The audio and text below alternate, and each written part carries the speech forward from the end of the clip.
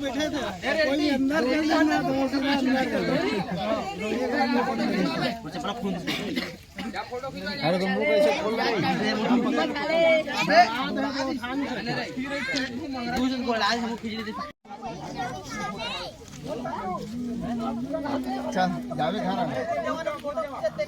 मंगरा खुला